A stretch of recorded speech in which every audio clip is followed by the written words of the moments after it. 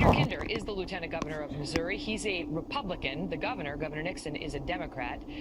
Good of you to be here, sir, tonight. And so the governor today sounded outraged that you had accused him of possibly collaborating with President Obama and or Eric Holder to keep the National Guard off of the streets of Ferguson.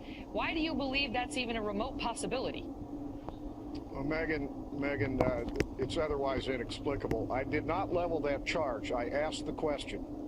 The governor of Missouri is accountable to the people who elected him, as we all are in these offices. The governor of Missouri owes us all some answers. He owes us some answers beyond the flimsy cliches and empty pieties that he offered this afternoon in his press conference when one reporter put my question to him. My question was, why was the National Guard called out? Was it because, as I suspect may be the case, that officials in Washington, D.C. and the Obama administration and the Holder Justice Department, perhaps Eric Holder himself or someone doing his bidding, leaned on the governor very hard not to call in the National Guard? Why wouldn't they want the National Guard called in? We just had your reporter tell us we have 25 businesses burned. You've seen people, their tear-stained faces, their dreams are in ashes, and the governor of Missouri has to answer for this. Why wouldn't President Obama and Eric Holder want the National Guard called in to keep the peace in Ferguson? I don't know. Megan, here's how inexplicable it is. Last week, when the governor ordered the mobilization of the Guard, sent them in, and declared a state of emergency, I issued a statement supporting him unreservedly.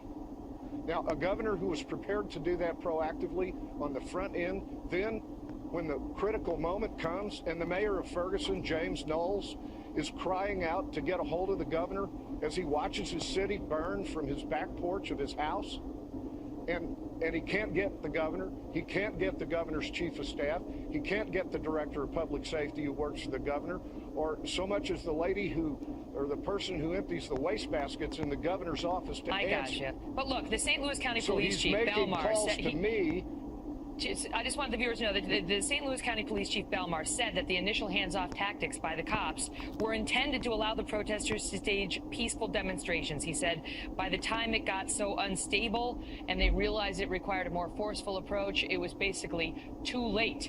Now, I want to, before we move on, though, I want the audience to hear what Governor Nixon said today in response to your charge, just so we've got both sides here. Stand by. That is false and absurd, and politics has nothing to do with what any of the folks up here are doing. We're doing our duty. You have behind me a series of sworn officers. You have hundreds of people out there putting their lives on the line each and every night. Politics has not one bit to do with the tasks at hand, the responsibilities at hand, and the seriousness of this mission.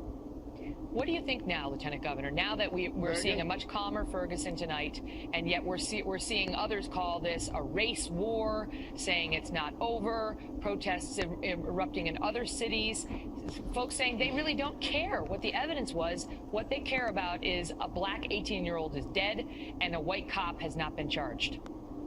Megan, did you listen carefully to that non-answer by the governor?